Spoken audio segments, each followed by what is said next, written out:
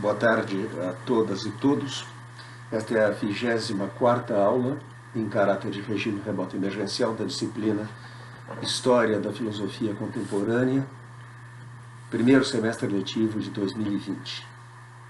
No fim da última aula, eu suscitei um problema e prometi voltar a ele, que consiste no seguinte: o problema da e se o anti-individualismo acerca dos estados mentais, o anti-individualismo em filosofia da mente, é compatível com a autoridade da primeira pessoa, que consistem respectivamente as duas teses. O anti-individualismo sustenta que os conteúdos dos estados mentais de um sujeito qualquer são ao menos parcialmente constituídos pelas relações em que esse sujeito se encontra com o seu ambiente natural e social.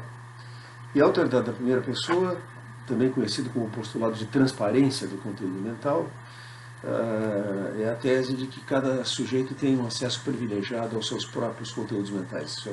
Se o sujeito pensa que P, ele sabe que é P que ele está pensando. E sabe de uma maneira privilegiada em relação ao conhecimento derivado da perspectiva da terceira pessoa. Bom, três posições se abrem aqui. Primeira, a tentativa de compatibilizar, isso foi chamado como compatibilismo na literatura. O anti-individualismo é compatível com a autoridade da primeira pessoa. O principal representante dessa posição é o filósofo, professor atualmente na Universidade da Califórnia, em Los Angeles, Tyler Birch. Segunda alternativa, o anti-individualismo é incompatível com o postulado de transparência do conteúdo mental. Tanto pior que o anti-individualismo, a posição defendida pelo professor Paul Boghossian, da Universidade de Nova York, entre outros. Terceira e última possibilidade, que encontra até agora poucos defensores na literatura: o anti-individualismo é sim incompatível com o postulado da transparência do conteúdo mental, da autoridade da primeira pessoa, tanto pior para a transparência do conteúdo mental. Essa posição é defendida por Roy Sorensen, Timothy Williamson e este que vos fala também. Bom, eu espero falar dessas alternativas, apresentá-las com detalhe, comparar os méritos respectivos, mas eu vou deixar para fazer isso na aula de terça-feira. Pelo seguinte,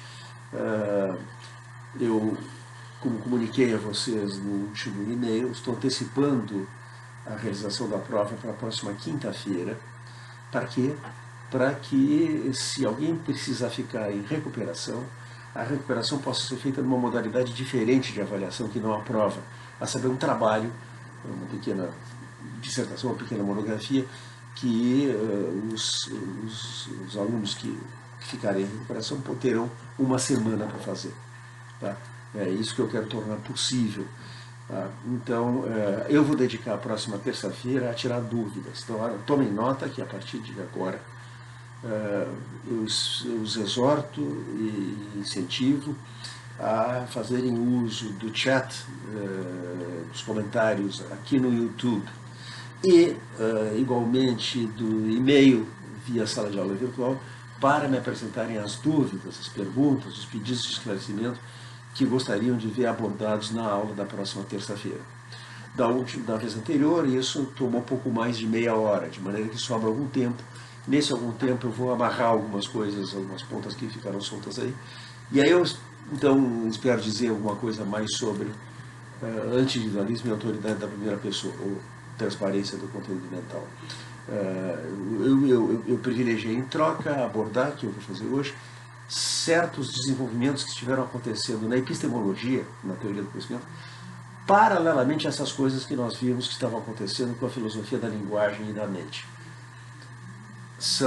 É um desenvolvimento paralelo, os protagonistas são outros, os nomes relevantes são outras pessoas agora, que estão fazendo outras coisas, mas há um paralelismo perfeito, porque também aqui nós vamos ver emergir uma atitude anti-individualista acerca do conhecimento, uma concepção anti-individualista, também chamada externista ou externalista, acerca do conhecimento. Bom, para assentar as coisas, eu quero fazer um breve retorno à a pedra fundamental, vamos dizer assim, da epistemologia na tradição ocidental, que são as contribuições epistemológicas de Platão. Né? O ponto de partida de Platão, Platão é o primeiro filósofo a fazer uma investigação detida do conceito de conhecimento, é o primeiro filósofo que busca um conjunto de condições necessárias e suficientes da verdade de uma proposição da forma S sabe que P, e fez isso em vários escritos filosóficos. Eu vou destacar aqui de passagem o diálogo Gorgias, o diálogo Menon e, sobretudo, o grande diálogo da maturidade de Platão, Teeteto, que é inteiramente dedicado à análise do conceito de conhecimento. Por quê? Porque nesses escritos Platão lança as bases de uma concepção acerca da natureza do conhecimento que prevaleceu ao longo de toda a tradição ocidental até os anos 60 do século passado. Nos anos 60 do século passado, assim como coisas novas estavam acontecendo na filosofia da linguagem e da mente, uma grande novidade estava acontecendo na teoria do conhecimento. Ponto de partida de Platão, os primeiros diálogos em que ele trata da noção de conhecimento é a relação entre saber e crer, tá? Entre conhecimento e juízo. Né? Que relação existe entre S sabe que P e S julga que P? Bom, a primeira observação de Platão é que o conhecimento não é simplesmente juízo. Nem toda crença é conhecimento. No mínimo, para uma crença ou um juízo se caracterizar como conhecimento, tem que ser uma crença, um juízo verdadeiro. Tá? A crença é bipolar. Isso é, eu posso crer que P, quer P seja verdadeiro, quer seja falso. Mas se eu sei que P tem que ser verdadeiro. Eu não posso saber falsamente. Tá? Então, nós temos aqui a primeira implicação importante, que saber que P implica P. O princípio que foi apelidado no século XX pelo filósofo finlandês Jaakko Rintikka, a lei de Parmênides. Rintikka queria dizer o seguinte: se dá para aproveitar alguma coisa das ideias de Parmênides sobre que não podemos julgar falsamente e coisas assim, é que não podemos saber falsamente. Então, está dada a partida para uma investigação sobre as condições do conhecimento. Isso é, a análise da proposição S sabe que P. E nós temos, por enquanto, que S sabe que P, C e somente C, em primeiro lugar, S julga que P. Tá? Mas, em segundo lugar, P, isso é, P é verdadeiro. Se essas duas condições não estão satisfeitas, não há conhecimento. Tá?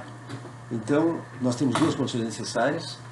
S sabe que P, C e somente C, S julga que P, e, além disso, P é verdadeiro. Por que isso não é suficiente? Se é que isso não é suficiente. Por que juízo verdadeiro não é ainda conhecimento?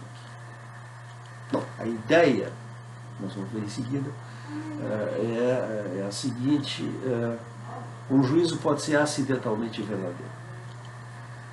Eu posso formar um juízo verdadeiro em circunstâncias tais que é sorte minha que o juízo seja verdadeiro, porque eu teria chegado a esse juízo ainda que ele fosse falso.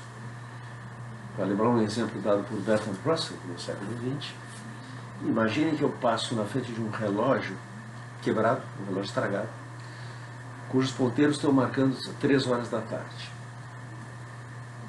E são 3 horas da tarde, por coincidência, feliz coincidência. Eu olho para o relógio, quero saber que horas são, olho para o mostrador do relógio e formo a crença,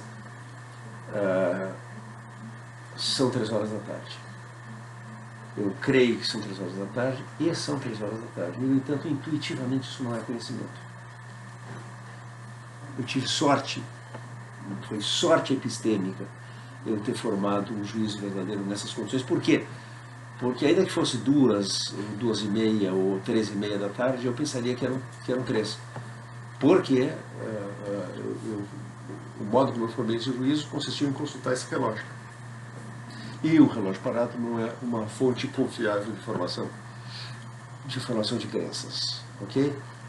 Então, o que nós temos até aqui? Nós temos duas condições necessárias do conhecimento. Se S sabe que P, então S julga ou crê, acredita, opina, que P. E P, P é verdadeiro. Tá? Mas nós estamos em busca de pelo menos mais uma. Tem que ter pelo menos mais uma condição. Tá? Que é uma condição necessária e talvez seja uma condição suficiente. Tá? Platão discute isso numa passagem do diálogo Mênon. A quem interessar possa, isto é Mênon 96a a 98a. Eu vou fazer uso da tradução inglesa da professora Jane Day, mas menciono que há uma excelente tradução, vou dizer alguma coisa sobre essa tradução também, para o português, da professora Maura Iglesias, da Pontifícia Universidade Católica do Rio de Janeiro, a PUC do Rio. Tem algo interessante com a tradução, uma diferença interessante entre a tradução da Jane Day e a tradução da Maura Iglesias. Bom, a passagem relevante, que começa, portanto, em 96a e vai até 98a, são 2 páginas da edição canônica de Platão, é a seguinte. Sócrates diz o seguinte, ele está conversando, né, com o seu interlocutor, Mênon. O diálogo Mênon é um diálogo sobre a natureza da virtude, mas a digressão pelo conceito de conhecimento é indispensável, tendo em vista que Sócrates procura caracterizar a virtude como uma forma de conhecimento. A ideia é de que o conhecimento do bem é a causa da ação correta. Então, virtude é conhecimento. Quem conhece o bem não pode agir mal. Por causa disso, é preciso falar sobre o conhecimento. E Sócrates considera que o pouco que eles fizeram até essa altura do diálogo é insuficiente e explica por quê. Se alguém que conhecesse a estrada para Larissa, ou qualquer outro lugar que vocês queiram, fosse até lá e guiasse outras pessoas, ele os guiaria corretamente e bem. Não é isso? Mênon diz sim, com efeito. E se houvesse alguém que tivesse uma opinião correta sobre qual era a estrada, mas nunca tivesse feito esse percurso e não o conhecesse pessoalmente, esse homem também não guiaria corretamente? A resposta é sim. Um já fez várias vezes a viagem, sabe que é por aqui. O outro tem a opinião verdadeira que é por aqui. Eu posso confiar nesse segundo também. Vai dar na mesma, eu vou pegar a estrada certa. E, portanto, diz Sócrates, enquanto ele tem a opinião correta sobre aquilo de que o outro tem conhecimento, presumivelmente ele não será um guia pior, pelo fato de ter apenas uma opinião verdadeira, sem ter conhecimento do assunto, e não será um guia pior que alguém que tem esse conhecimento. Não, de maneira nenhuma. Portanto, diz agora Sócrates, a opinião verdadeira não é um guia pior para a ação do que o conhecimento. E é isso que nós não estávamos levando em conta nas nossas considerações sobre que espécie de coisa é a virtude, quando dissemos que só o conhecimento pode guiar a ação correta. Pois, de fato, além do conhecimento também há a opinião verdadeira. Assim parece, diz Mênon. Portanto, diz Sócrates, a opinião verdadeira não é menos proveitosa do que o conhecimento. Exceto, Sócrates, diz Mênon, que alguém que tem conhecimento seria sempre bem-sucedido, enquanto que alguém com apenas opinião correta, algumas vezes seria bem-sucedido e algumas vezes não. E aí, Sócrates, o que você quer dizer? Por acaso alguém que tivesse opinião correta o tempo todo não seria o tempo todo bem-sucedido enquanto a sua opinião é correta? Mênon diz, deve ser assim me parece. De maneira que, nesse caso, Sócrates, eu me pergunto por que, afinal de contas, o conhecimento é tão mais valioso que a opinião correta e o que distingue um do outro. Aí Sócrates faz uma coisa de Sócrates. Ele faz uma alegoria. E nós temos que aprender a ler essa alegoria e entender do que é que ela é uma alegoria. E Sócrates diz assim, sabe o que me deixa intrigado? Ou será que eu devo te falar? Por favor, me diz. é porque você não prestou atenção às estátuas de Dédalo. Mas talvez não haja nenhuma lá na tua terra. Dédalo era um arquiteto e escultor, a lenda atribui a ele ter sido o arquiteto que planejou o labirinto em que foi aprisionado o Minotauro de Creta, e ele teve uma grande reputação como escultor. E Sócrates diz, eu estou pensando nas estátuas de Dédalo, talvez vocês não tenham na tua terra, talvez por isso, e é isso que me intriga agora, que talvez você não tenha prestado atenção para essas estátuas. E Menão não entende mais nada. O que está fazendo isso aqui? Diz, o que há? E Sócrates diz, não vale grande coisa possuir uma das criações de Dédalo que está solta. É como possuir um escravo fugitivo, pois ele não vai ficar. Mas, se a gente possui uma criação de Dédalo que está plantada no chão, então ela é muito valiosa, pois são realmente obras extraordinárias. Então a diferença entre uma estátua que está solta e que de Sócrates vai se evadir, obviamente a estátua não vai sair andando sozinha, mas é muito fácil roubar uma estátua que está solta. Enquanto se ela estiver plantada num pedestal, plantada, fixada no chão, ela não sai dali. E em que é que eu estou pensando ao dizer isso? Em opiniões verdadeiras. Opiniões verdadeiras também são uma coisa muito boa e muito proveitosa em seus efeitos, enquanto permanecerem conosco. Mas elas não permanecem por muito tempo. E, ao invés, elas se evadem da alma, de maneira que elas não valem grande coisa, enquanto nós não as aferramos, plantamos, capturamos, raciocinando a explicação, como Jane Day traduz. No original grego, Sócrates diz que opiniões verdadeiras, por si só, são instáveis e que é preciso prendê-las, para que elas não se evadam da alma, através do que é chamado, no texto grego, aitias logismos. A professora Maura Iglesias, na sua tradução do Menon, traduz literalmente essa expressão, um cálculo da causa. É literalmente correto, com a ressalva de que a gente tem que entender duas coisas. Que cálculo aqui não quer dizer exclusivamente cálculo matemático, é um conjunto, é um procedimento regrado em que, passando por vários passos, nós chegamos a um resultado. E, em segundo lugar, é um cálculo da causa, sendo que a noção de causa na Grécia Antiga é muito mais ampla que a nossa noção. Aristóteles falou em 4 noções de causa, nada menos. Uma causa formal, uma causa material, uma causa eficiente, uma causa final. Todas essas são noções que estão compreendidas aqui. Uma maneira de traduzir aitias logismos intermediária entre o raciocinar a explicação de Jane Day e o cálculo da causa de Maura Iglesias seria algo como um raciocinar ou calcular o porquê. Um cálculo de razões. Dar o porquê da sua crença. Como é que, em que consiste exatamente esse raciocinar, esse calcular o porquê?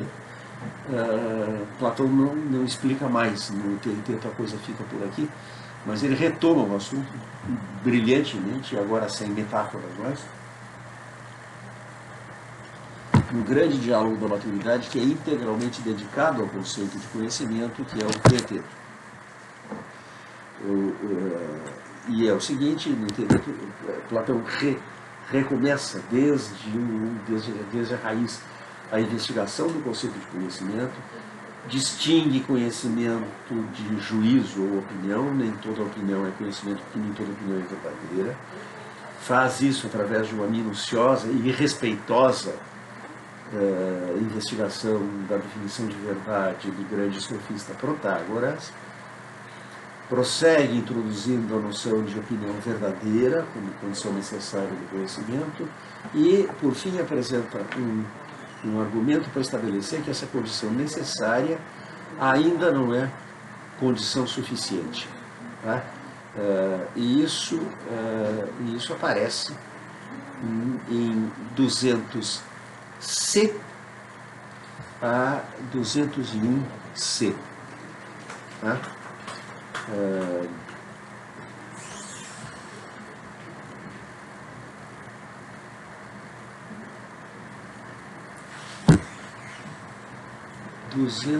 Não CD, na verdade, 200D a 201C. Tá? Sócrates diz, pois bem, vamos começar de novo desde o começo. O que nós deveríamos dizer que é conhecimento? Porque eu suponho que nós não abandonamos a tentativa. Tem tempos não, a menos que você a tenha abandonado. E Sócrates diz, diga-me então o que nós podemos dizer com o menor risco de nos contradizermos. E Teeteto diz o que antes estávamos dizendo, Sócrates, porque eu não tenho nada melhor para sugerir. E o que era? Teeteto diz é que juízo verdadeiro é conhecimento. Fazer um juízo verdadeiro, em todo caso, algo que está livre de erro, e tudo que daí resulta é bom e admirável. Sócrates diz, bem, Teeteto, como o homem que estava conduzindo os outros através do rio disse aparentemente, o rio vai te mostrar. Você quer ver onde é que dá pé? Entra no rio e caminha. Há uma paródia maravilhosa desta passagem no grande livro de Henry David Thoreau, Walden. Walden diz que um viajante chega à beira de um rio, a cavalo, e quer atravessar, e pergunta para o menino que está ali se a água, nessa altura do rio, se dá pé, né? Se o fundo é raso. Ele pergunta assim, se tem solid ground, se tem fundo firme para atravessar por ali. E o menino diz, tem sim. O homem então entra e afunda. E quando o cavalo está com água pelo pescoço, ele diz, mas você disse que tinha chão firme aqui, fundo firme no rio para atravessar. E o garoto diz, tem sim, mas você não fez nem metade do caminho ainda para chegar nele. Diz Sócrates, como o homem que estava conduzindo os outros através do rio disse, ele vai te mostrar. E o mesmo vale para o seguinte, se vamos em busca, talvez aquilo que nós estamos procurando, se perseverarmos na busca, talvez o que estamos procurando virá à luz aos nossos pés. Mas se não andarmos, nada vai surgir. Sim, você tem razão, vamos em frente então. Sócrates diz, bom, isto agora não requer muita conversa, porque há toda uma arte, um ofício, uma atividade, uma profissão, que mostra que o que você disse não é o que é conhecimento. Juízo verdadeiro não é conhecimento. Há uma profissão que mostra isso. O que você quer dizer? Que profissão? Pergunta Sócrates. A daqueles que são os maiores de todos em matéria de sabedoria. Aqueles que nós chamamos oradores ou litigantes. No processo judicial grego, a parte podia falar em causa própria, apresentar, por exemplo, o acusado a sua própria defesa, ou, alternativamente, se tivesse recursos para isso, contratar um orador profissional. Os sofistas foram professores de retórica, da arte oratória, que é uma arte fundamental na vida ateniense, porque dela depende o processo judicial e também o processo legislativo, o processo de tomada de decisões. Na verdade, era todo tomado em assembleias e era crucial dominar a arte de persuadir nessas assembleias. Tá? Não existia provavelmente a profissão do advogado, mas você podia pagar um sofista para ir lá falar, para você apresentar seu caso. E é esse ofício que Sócrates diz que demonstra a sua mera existência, prova que juízo verdadeiro não é conhecimento. Porque essas pessoas, veja, convencem as outras, por meio de sua arte, não ensinando nada para elas, mas fazendo com que elas julguem o que querem que elas julguem. Ou você pensa que há pessoas que são tão talentosas como professores, que no breve tempo que o relógio concede, podem chegar à verdade sobre o que aconteceu, por exemplo, a pessoas que foram... o que aconteceu com pessoas que não... Desculpe. Ou vocês pensam que há pessoas que são tão talentosos como professores, que no breve tempo concedido pelo relógio, podem ensinar a verdade sobre o que aconteceu para pessoas que não estavam lá quando as vítimas foram roubadas, assaltadas ou de algum outro modo tratadas com violência. Os jurados, os processos judiciais, todo um processo de júri, os jurados não são testemunhas oculares, eles não viram o que aconteceu. No entanto, no breve tempo que o relógio concede, você põe a ampulheta a correr areia, e é o tempo que o orador tem, o orador é capaz de convencê-los. Assim, será que ele ensinou a verdade ou convenceu-os de uma versão dos fatos? E diz, bem, eu não penso que ele ensinou. O que eles fazem, esses oradores, né, é convencer. E Sócrates, e você diz que convencer é fazer com que alguém julgue algo. Teoteto diz por certo. Sócrates, portanto, quando os jurados foram convencidos corretamente, atenção, corretamente, foram convencidos de uma versão que é verdadeira. Quando os jurados foram convencidos corretamente sobre coisas que só é possível conhecer se a gente as viu e não de outra maneira, então, ao decidir essas coisas por ouvir dizer, e chegando assim a um juízo verdadeiro, eles decidiram sem conhecimento. Embora aquilo de que eles foram convencidos seja verdadeiro, dado que chegaram a um bom veredito. Não é assim? Teoteto diz com certeza, Sócrates diz, mas se juízo verdadeiro e conhecimento fossem a mesma coisa, então mesmo o melhor dos jurados jamais faria juízos corretos sem conhecimento. E como nós vimos, parece que as duas coisas são diferentes. É fortemente intuitivo que nesse caso aqui os jurados não têm conhecimento. Por que é que eles não têm conhecimento? Por que o que eles têm, embora seja juízo verdadeiro, não é conhecimento? Platão não explica claramente. Na verdade, ele dá duas sugestões de explicação. E elas não são compatíveis. Nós temos que escolher entre as duas porque uma exclui a outra. Né? A primeira explicação seria a seguinte: o orador não teve tempo para apresentar todos os aspectos relevantes do caso. Ele diz o breve tempo que o relógio concede. Tá? Então, o problema com a retórica, com a arte oratória, é a subordinação da exigência de uma demonstração satisfatória às limitações temporais do orador e de seu auditório. Se nós adotamos essa explicação, fica o seguinte: se houvesse tempo suficiente, os jurados teriam adquirido conhecimento e não apenas opinião verdadeira. Mas há uma outra explicação sugerida por Platão que é incompatível com essa.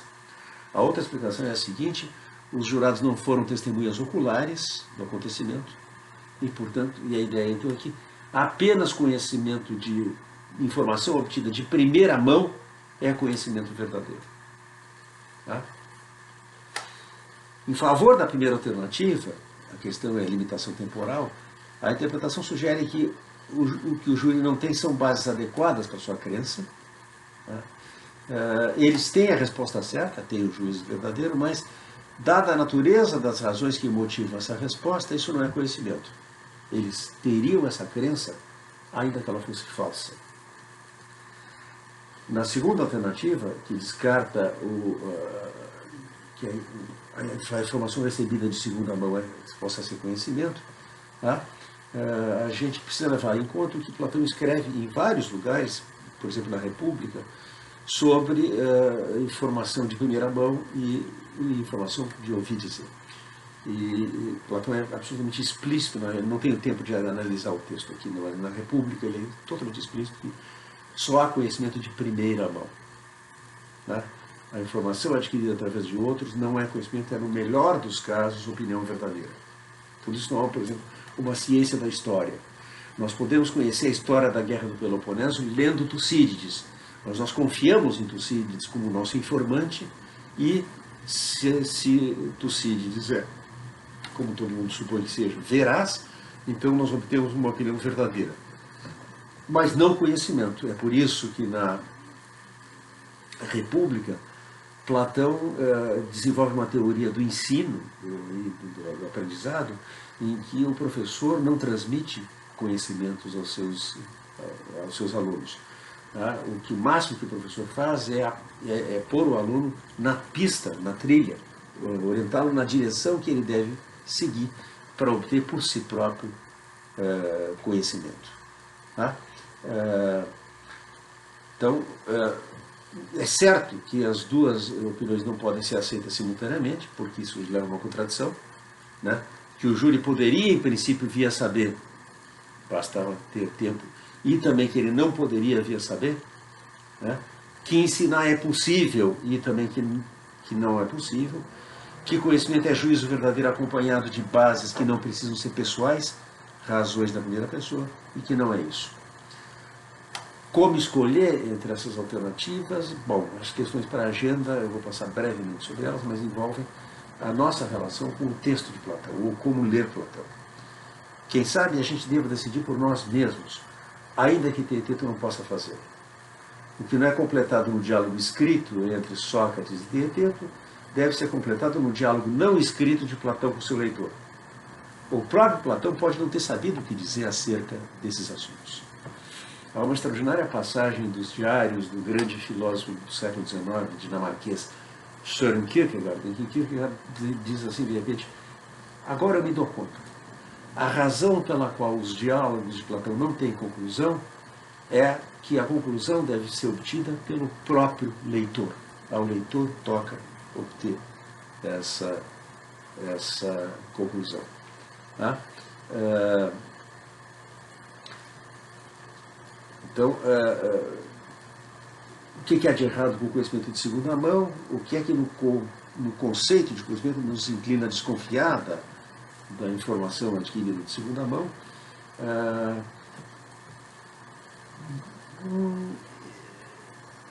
Eis uma questão importante, levando em conta o seguinte, que o próprio diálogo do Teeteto é escrito como apresentando informação de segunda mão. De modo geral, em todos os diálogos de Platão, porque Platão nos conta, através da sua escrita, o que Sócrates teria dito. Nós não estamos... uma simulação intelectual que nós fazemos, simular que nós estamos na presença de Sócrates. E no diálogo Teeteto, isso é reforçado pelo fato de que o diálogo entre Teeteto e Sócrates sobre o conceito de conhecimento é um diálogo que estava escrito fazia muito tempo. O diálogo começa quando dois personagens se encontram na rua e alguém dá a notícia de que Teeteto, ferido mortalmente numa batalha, está sendo trazido para Atenas para morrer já. E alguém diz que Lácio, que grande perda para a matemática, Teeteto era um matemático, foi da escola, um dos colaboradores de Euclides na composição dos elementos de geometria. E alguém diz, escuta, tu me disseste que tu tinhas o texto, a transcrição do diálogo que aconteceu uma vez entre Teeteto, que era muito jovem, tinha 16 anos na época, e Sócrates. E o cara diz, eu tenho sim, se quiser, vamos até a minha casa, a gente pede para um servo ler para nós esse diálogo. Então nós estamos recebendo informação de segunda mão. Né? E nós temos que levar em conta isso antes de cairmos na armadilha de tomar ao pé da letra as palavras que Sócrates está dizendo, como se tudo que Sócrates diz fosse o que Platão pensa. Como escreve Miles Burniet em seu esplêndido comentário ao Teeteto, só a participação ativa, que significa fazer filosofia por nossa própria conta e suscitar questões interessantes por nossa própria iniciativa, pode nos levar a saber, realmente saber, como era uma discussão com Sócrates. Bom, até aqui, o que nós obtivemos? Nós obtivemos o seguinte, o que o conhecimento exclui é a sorte epistêmica. Né? Pode se tratar de sorte epistêmica ter obtido a informação sobre as restrições temporais que está sujeito no processo judicial, pode ser sorte epistêmica ter recebido uma informação verídica de um informante veraz. Em qualquer caso, o que está excluído é que eu tenha conhecimento quando eu julgo que algo é verdadeiro, e isso é verdadeiro, mas entre eu julgar que é verdadeiro e o fato ser verdadeiro não tem nenhuma relação necessária. O que nós fizemos é uma relação não acidental entre conhecimento e verdade, de tal forma que a análise mínima do conhecimento que emerge da investigação platônica tem 3 cláusulas. S sabe que P, C e somente C, S julga que P. 2, P é verdadeiro. E 3, S julga que P é porque P. Tá? É porque a crença é verdadeira que o sujeito julga que ela é verdadeira e não por qualquer outra razão. Tá? Platão introduz, portanto, uma condição de estabilidade do conhecimento, que é o que a metáfora das estátuas de Dédalo queriam, afinal de contas, viabilizar, expressar. Mas essa análise mínima é neutra com relação a 2 interpretações da conjunção adverbial subordinativa porquê.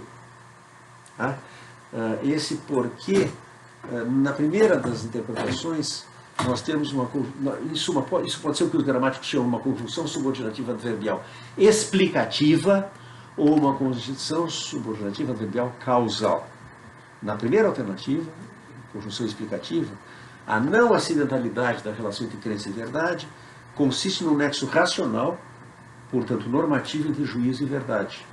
E o que essa terceira cláusula está dizendo é que o sujeito dispõe de razões suficientes para crer que P. Razões que ele está apto a apresentar em resposta a um pedido de justificação. Na segunda, a não acidentalidade consiste no nexo causal, não normativo, entre juízo e verdade. E o que a condição está dizendo é que a verdade de P é o antecedente causal do juízo que P. Tá? O grande filósofo britânico John McDowell, que é autor de uma tradução comentada do Teeteto, explica nesse seu comentário: pode parecer excessivamente restritivo sugerir que apenas testemunhas oculares podem conhecer a verdade acerca de um assalto, por exemplo. Talvez se deva admitir a possibilidade de conhecimento de segunda mão. Mas é claro que esse ponto não afeta o argumento contra a tese de que conhecimento é juízo verdadeiro. O argumento requer apenas a produção de um caso de juízo verdadeiro ou de crença verdadeira, que claramente não é um caso de conhecimento. E mesmo se admitirmos a possibilidade de conhecimento por ouvir dizer, um caso da espécie que Sócrates descreve nessa passagem não seria, de qualquer perspectiva razoável, um caso de conhecimento. O argumento dessa passagem sugere o seguinte pensamento: a razão por que um juízo ou crença é verdadeiro, da espécie descrita aqui, não é um caso de conhecimento, é que ele é obtido não porque os fatos são o que são, mas pela arte do orador, do advogado, do causídico, do sofista, de quem quer que dê um discurso, que foi algo independente dos fatos. Isso sugere que o próximo passo deveria ser elaborar a ideia de que o que é requerido do juízo ou da crença, além da verdade, para contar como caso de conhecimento, é que ele seja obtido porque os fatos são tais que o tornam verdadeiro. Tal ideia pode explicar a sugestão de excluir o conhecimento por ouvir dizer.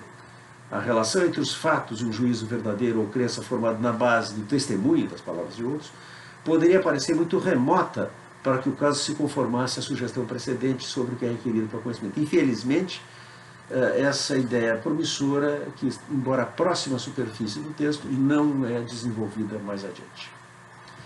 Muito bem. Não está claro qual é a natureza do nexo, mas como já sugeria o texto do Meno, a ideia de raciocinação, de justificação, vem à tona aqui. E embora Platão não decida entre 2 interpretações, a primeira alternativa é S julga, se S sabe que P, então S julga que P é verdadeiro, e se dispõe de justificação adequada, de evidência adequada da verdade de P. Na segunda alternativa, se sabe que P é 6 somente se S julga que P é verdadeiro, e a verdade de P causa o juízo de S. Essa condição causal não é desenvolvida por Platão, embora seja sugerida na parte final do diálogo Tereteto, e ela é explicitamente rejeitada por Aristóteles, que estabelece o que a gente poderia chamar, então, a definição canônica do conhecimento, a definição tradicional do conhecimento na história da epistemologia ocidental, que ninguém mais contestou até exatamente o ano, estamos chegando lá, de 1963. Até então, a ideia canônica é que conhecimento é juízo verdadeiro justificado. Aristóteles é totalmente explícito, o paradigma da justificação para ele é uma prova dedutiva dentro de um sistema axiomático cujo modelo é a geometria. Conhecimento é juízo verdadeiro acompanhado de justificação racional. Se isso está correto, responde-se uma pergunta que Platão deixou em aberto no diálogo Cármides, e nunca mais voltou a suscitar. Ele perguntou se é possível saber sem saber que se sabe. Ora, se conhecimento é crença, o juízo verdadeiro justificado, é impossível saber sem saber que se sabe. Porque uma justificação não é a espécie de coisa que eu posso ter e não saber que tenho. Eu posso ter uma cárie num dente ou um cisto no rim e não saber que tenho. Mas eu não posso ter razões para uma crença e não saber que tenho. Se me pergunto por que razão eu acredito em algo e eu fico de boca aberta e não sei dizer, é porque eu não tenho razão nenhuma.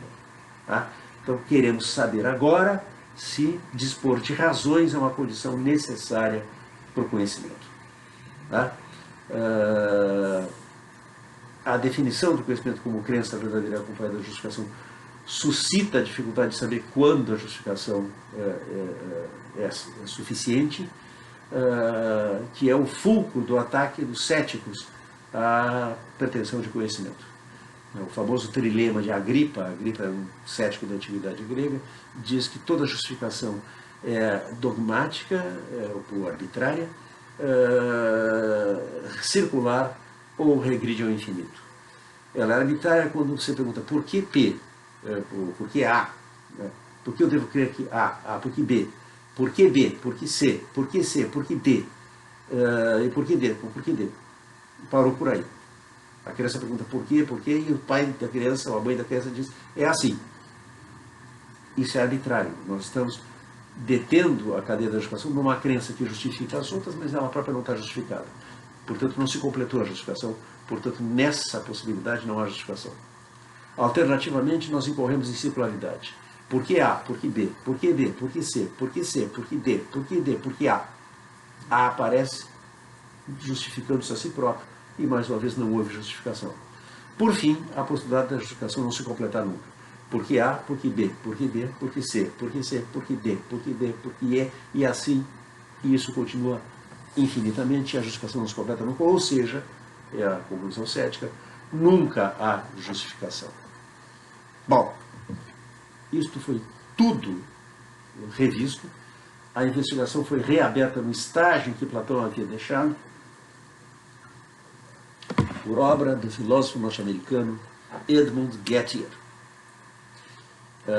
Gettier está vivo ainda, vivo e ativo, mas a sua contribuição fundamental à filosofia consiste de um artiguinho de 3 páginas, publicado em 1963, Is Justified Through Belief Knowledge? Está lá no Dropbox, é o texto mais importante na epistemologia do século XX, e é um texto de apenas 3 páginas. E o que Gettier faz? Bom, Gettier volta ao estágio em que Platão suscitou a investigação sobre as condições do conhecimento. Assim como Platão, para mostrar que juízo verdadeiro não era conhecimento, nos deu exemplo de juízo verdadeiro que nós evidentemente percebíamos que não era conhecimento, Gettier nos dá exemplo de juízos verdadeiros justificados que não são conhecimento.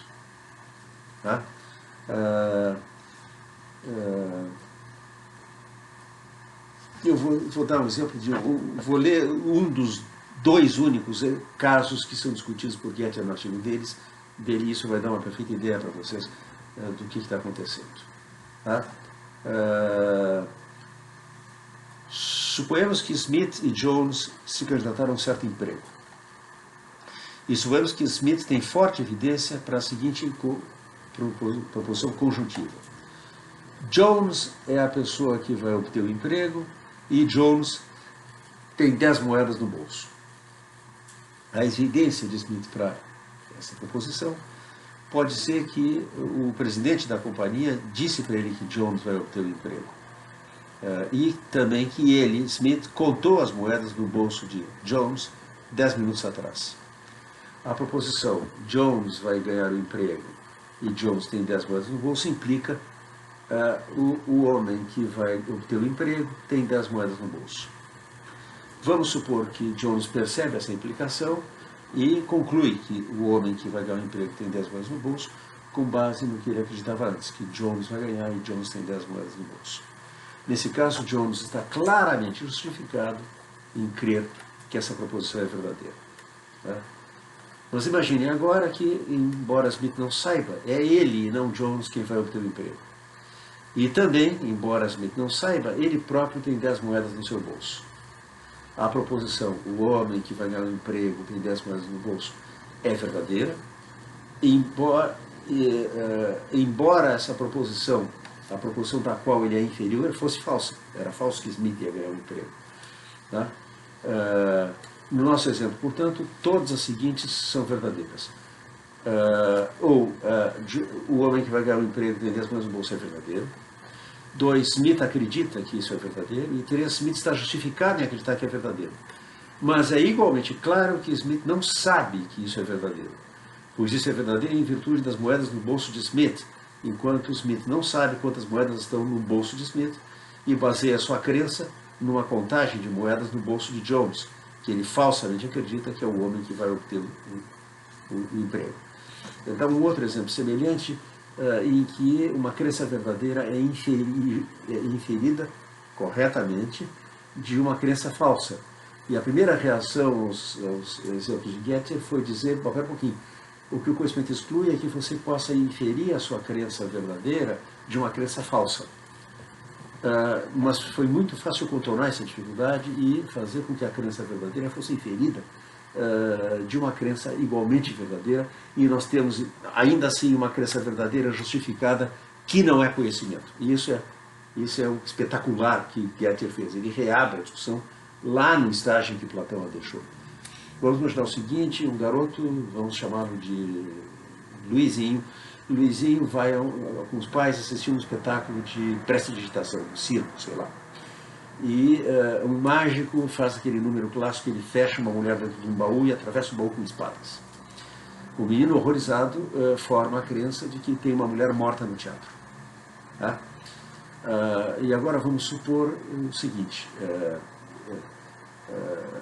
essa crença, vamos supor que o mágico é cúmplice de uma quadrilha de bandidos. E que, enquanto ele realiza o seu número de prestidigitação, através das espadas, os bandidos que sequestraram uma senhora a assassinam na ribalta do teatro. Tá? Joãozinho tem a crença, o Luizinho tem a crença de que há uma mulher morta no teatro. Essa crença é verdadeira. Na ribalta do teatro jaz o cadáver da mulher que foi assassinada. E essa crença é justificada. Joãozinho vê uma mulher ser atravessada por espadas e sabe que uma pessoa que é atravessada por espadas não pode estar viva. Tá? Mas ele deriva de uma crença falsa, saber que essa mulher que no palco foi atravessada por espadas está morta. Sim, isso é como os dois exemplos que Gettier deu originalmente, mas vamos mudar.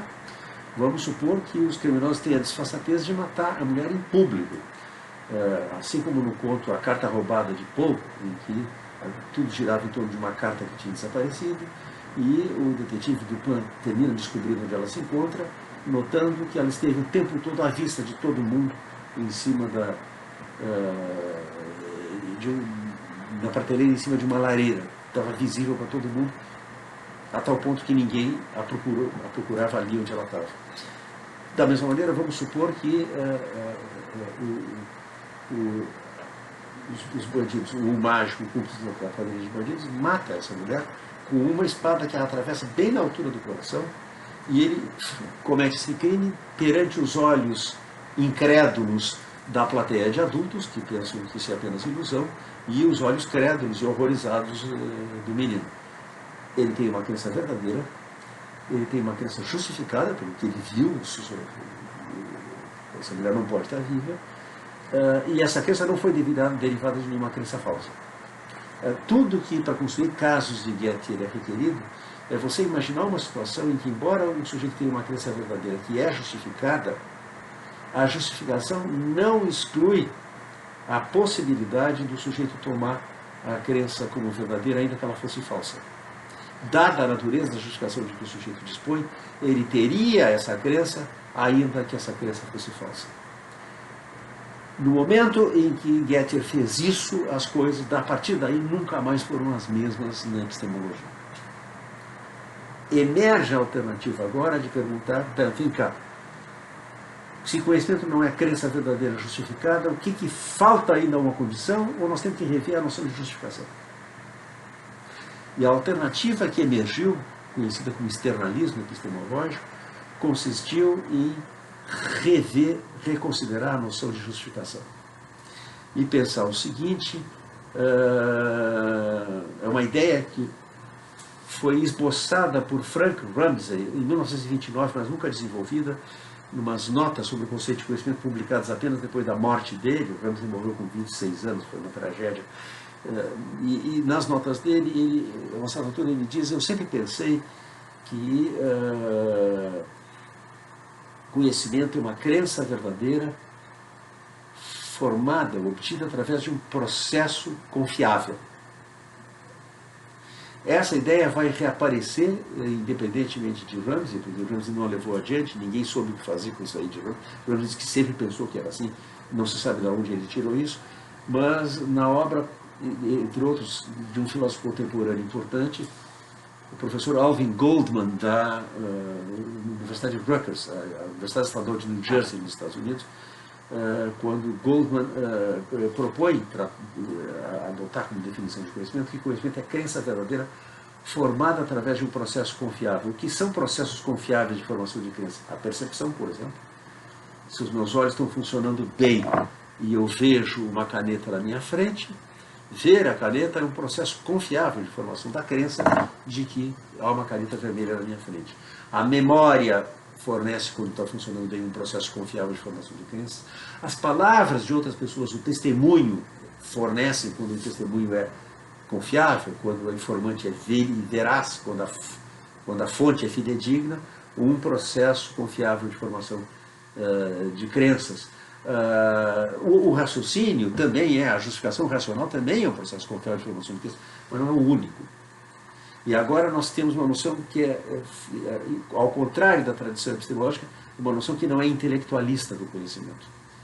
Nós podemos reconhecer que tem conhecimento quaisquer criaturas capazes de formar crenças verdadeiras pelo emprego de processos confiáveis, ainda que não sejam capazes de justificar suas crenças.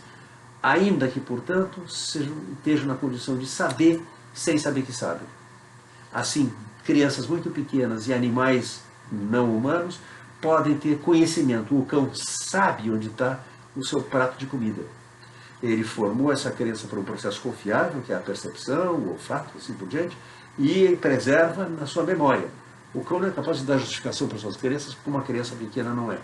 A noção de conhecimento se amplia enormemente numa direção não intelectualista, em que conhecimento é crença verdadeira formada através de um processo confiável de formação de crenças. Está resolvida a pergunta do Carmides, se conhecer implica saber que se sabe. É possível conhecer sem saber que sabemos. E agora eu vou estender por talvez uns 5 minutos mais a aula de hoje, a propósito, não está escrito em lugar nenhum na resolução do CEP, que aulas assíncronas, essas que ficam gravadas e vocês assistem a hora que bem entendem, tem que durar apenas 1 hora. A limitação é para as aulas síncronas. Quando eu estivesse, nunca optei por não fazer isso, quando estivéssemos todos online, eu falando e vocês assistindo, eu não poderia exceder a 1 hora. Para dizer apenas o seguinte, abriu-se um debate que prossegue até hoje entre internalistas e externalistas. Por que internalistas? A posição internalista é a posição clássica, conhecimento é crença verdadeira acompanhada de justificação racional. A terceira condição do conhecimento, que é a justificação racional, é interna ao próprio agente. Enquanto que no outro caso, o sujeito pode ter conhecimento, porque tem uma crença verdadeira formada através de um processo confiável, e ele nada sabe sobre esse processo. Ele não sabe que ele está numa posição que é epistemicamente privilegiada, que está empregando um processo que é conducente à verdade, e mesmo assim ele pode ter conhecimento. Ele sabe sem saber que sabe. Eu vou contar uma pequena história que é folclórica na filosofia e na psicologia empírica do nosso tempo.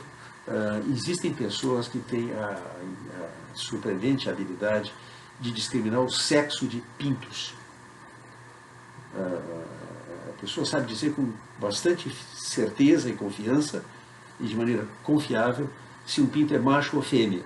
Isso tem algum interesse para a indústria de aviários, onde pessoas que têm esse talento são empregadas e bem remuneradas para fazer o que elas fazem. Muito bem, a pesquisa empírica revelou que essas pessoas sabem discriminar o sexo de pinto, esses chicken sexers, têm essa habilidade, mas eles não sabem explicar como eles fazem isso. E mais interessante ainda, nas pesquisas que psicólogos experimentais fizeram com esse assunto, resultou o seguinte: perguntados como é que eles discriminam o sexo de um pinto, essas pessoas usualmente sugeriam que tem algo na aparência visual do pinto que revela o sexo do pinto. Alguma coisa, não sei, eu olho, não sei, mas tem cara de pinto macho. Bem, os psicólogos experimentais têm uma enorme habilidade de conceber situações experimentais em que um sujeito, por exemplo, vê alguma coisa, mas não ouve, ouve, mas não vê, toca, mas não vê nem ouve, cheira, mas não ouve, e assim por diante. Bom, vários experimentos rodados nessas condições revelaram o seguinte: as pistas que essas pessoas estão seguindo, a indicação que elas recebem da observação do pinto sobre o sexo do pinto, é uma informação olfativa, não é visual como eles pensam. O sujeito sabe discriminar pintos, mas não sabe como ele faz. Tá? Resulta que tem alguma coisa no cheiro. As pessoas têm um olfato apuradíssimo e tem algo no cheiro do pinto que tem a ver com o sexo do pinto. Bom, isso é apenas uma ilustração quase folclórica, mas verídica, está na literatura psicológica. Se vocês quiserem, digitem chicken sexers no Google e vocês vão ver tudo que aparece. Para mostrar, são pessoas que a tradição racionalista, o intelectualista, internalista, diria que não tem conhecimento, porque não são capazes de justificar as suas crenças, ainda que elas sejam verdadeiras, e a tradição anti-intelectualista, externalista, diz, não, elas têm conhecimento porque empregam um processo confiável, mesmo que elas nada saibam sobre esse processo, não têm a menor ideia de qual é o processo que estão empregando. Bem, se a jogada consistiu em oferecer, foi o que Gettier fez, e com isso ele marcou a história. Vejam como alguém pode marcar uma época na história da filosofia escrevendo 3 páginas. É um artiguinho de 3 páginas apenas. Se vocês procurarem Gettier na Wikipédia, vocês vão ver lá quando é que ele nasceu, vão ver que ele está vivo ainda e tal, e a única referência a uma publicação dele vai ser esse artigo, sobre o qual se escreveram milhares de páginas de lá para cá. Tá? Um livro de Robert Schope, publicado na década de 80, apresentava um catálogo de 96 casos de Gettier, variantes dos exemplos originais de Gettier, que tinham sido propostos e se encontravam na literatura até então. Bom, se a manobra externalista consiste em apresentar casos de crença verdadeira acompanhada de justificação racional, que intuitivamente não são conhecimento, uma contra-manobra que pode ser feita, e foi feita do lado dos internalistas, dos racionalistas, dos intelectualistas, foi apresentar exemplos de crenças verdadeiras, formadas através de processo confiável, que todavia não são conhecimento. O filósofo que se notabilizou por fazer isso foi Lawrence Bonjour, em vários artigos, e em particular no importante e influente livro A Estrutura do Conhecimento Empírico. Bonjour joga o jogo de Gettier contra os externalistas. Imagina crenças verdadeiras formadas através de processos confiáveis que nós não diríamos que são conhecimento. Eu vou ler um dos exemplos de Gettier, de Bonjour para vocês. Lawrence Bonjour. Samantha acredita ter poderes de clarividência, embora não disponha de nenhuma razão pró ou contra essa crença. Um dia ela vem a crer, sem nenhuma razão aparente, que o presidente da República está em Nova York. Ela adere a essa crença, invocando sua suposta clarividência, mesmo estando ciente de haver uma vasta quantidade de evidências aparentemente conclusivas, como noticiários, press releases, imagens de televisão apresentadas ao vivo, entre aspas, etc., indicando que o presidente está em Washington. Ou seja, todas as razões que tem é para pensar que ele está em Washington. Mas ela insiste, não, eu sou clarividente e eu vejo que ele está em Nova York. Ora, o presidente está de fato em Nova York. E as evidências em contrário são parte de uma vasta operação de camuflagem armada para despistar uma ameaça de assassinato. Além disso, Samantha tem realmente poderes de clarividência plenamente confiáveis, e sua crença de que o presidente está em Nova York resultou do exercício desses poderes. Bonjour não está nos pedindo que a gente acredite em parapsicologia, nem nada. Ele está descrevendo uma situação que pode não ser psicológica ou fisicamente possível, mas é logicamente possível. Né? Trata-se apenas de imaginar uma situação em que alguém emprega um processo confiável para a formação de uma crença verdadeira, mas a formação dessa crença é feita não apenas não está fundada em nenhuma razão, até aqui os externalistas aceitariam, mas é uma crença formada ao arrepio de todas as razões. Todas as razões disponíveis levam a pensar que o presidente está em Washington. E pensem que é sempre possível ter razões para ter uma crença falsa. Os gregos estavam cobertos de razão para pensar que a Terra era o centro imóvel do universo. Eles não tinham nenhuma razão para pensar o contrário. Todas as evidências favoreciam a hipótese geocêntrica. Então nós podemos ter razões para ter crenças falsas. E nesse exemplo há pilhas de razões para acreditar que o presidente está em Washington e não em Nova York. Mas Samantha se apega irracionalmente a essa crença.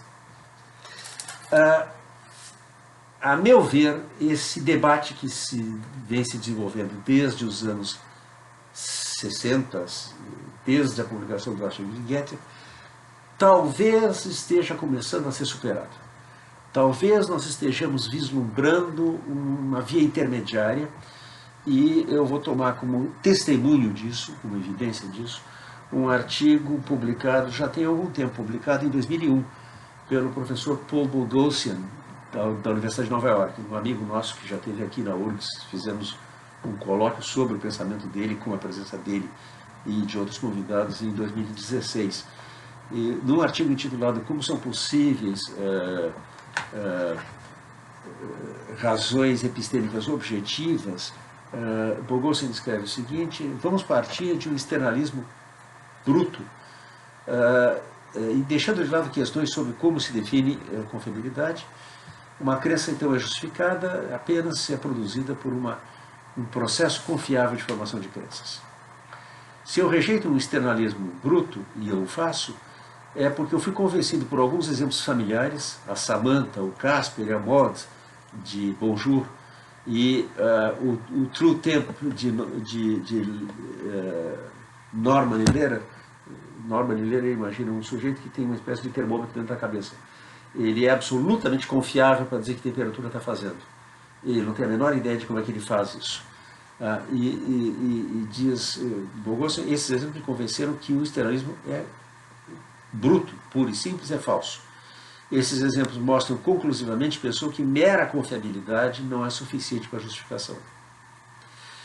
Se examinamos esses exemplos, perceberemos que sua estrutura é a seguinte: a crença que o sujeito tem de que P é produzida por um mecanismo confiável, mas a crença é, todavia, num sentido fortemente intuitivo, epistemicamente irresponsável. E a nossa resposta a esses casos é que, nessas circunstâncias, o sujeito não pode estar epistemicamente justificado,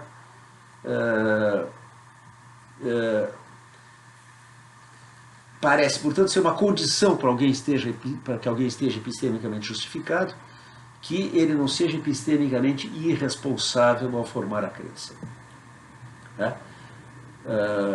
Não se trata de que eu possa formar crenças verdadeiras sem estar baseado em nenhuma justificação racional, mas o problema é formar crenças verdadeiras ao arrepio de qualquer justificação racional. O que torna uma crença epistemicamente irresponsável, pergunta Boghossian. Uma inspeção dos exemplos parece sugerir uma resposta uniforme. A ausência de uma garantia reflexivamente apreciável para a crença, que às vezes assume a forma da presença de uma garantia reflexivamente apreciável para sua negação. Uma dieta unilateral de exemplos encorajou os filósofos a simplesmente identificar a posse de uma garantia internalista, portanto, a posse de qualquer garantia, com a posse de uma razão reflexivamente apreciável que justifica a crença. Por compreensível que seja essa identificação, não é justificada pelas considerações que foram apresentadas pelos internalistas. Tudo que os exemplos mostram é que é possível que haja uma outra maneira em que uma crença pode ser mantida responsavelmente, ou pelo menos não irresponsavelmente, que não seja ser suportada por uma garantia reflexivamente apreciável. Tudo que os exemplos nos ensinam é que estar justificado não pode coexistir com o ser epistemicamente irresponsável. Os exemplos não mostram e não poderiam mostrar que a única maneira de evitar a irresponsabilidade epistêmica requer uma garantia reflexivamente apreciável. Em resumo, conhecimento é crença. Eu vou fazer agora uma pergunta que eu vi ser feita durante um debate. Tínhamos um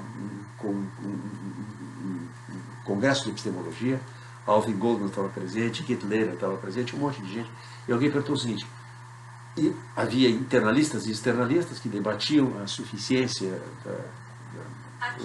ou a necessidade da condição de justificação racional, e alguém disse assim: escuta, e se eu definir conhecimento como crença verdadeira obtida por um processo confiável que não é irresponsavelmente mantida? Vocês concordam? E todo mundo concordou.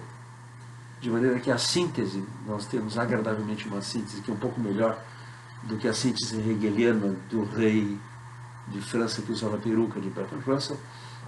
A terceira via intermédia entre internalismo e externalismo, ou intelectualismo e anti-intelectualismo, talvez seja a ideia de que conhecimento é crença verdadeira, formada por qualquer dos processos confiáveis de formação de crenças que nós temos, quer eles sejam processos racionais, quer não, como a percepção ou a memória, assim por diante, desde que o sujeito não seja totalmente blindado a considerações racionais, infenso a considerações racionais. E era aí que eu queria chegar. Eu quero reiterar agora o convite que vocês usem o espaço dos comentários no YouTube e usem a sala de aula virtual para me submeter perguntas, porque eu vou dedicar a aula da próxima terça-feira inteiramente a responder perguntas. Talvez eu fale alguma coisa mais sobre individualismo e anti-individualismo, autoridade da primeira pessoa, para amarrar algumas pontas de aulas precedentes, mas o principal é tirar as dúvidas que vocês possam ter desde que nós ingressamos nessa segunda metade do nosso curso, isso é, desde que começamos a falar da filosofia do Círculo de Viena, porque tínhamos chegado até Wittgenstein por ocasião da primeira prova. Pensem nisso, escrevam, suscitem as suas dúvidas e tenham até lá um ótimo fim de semana.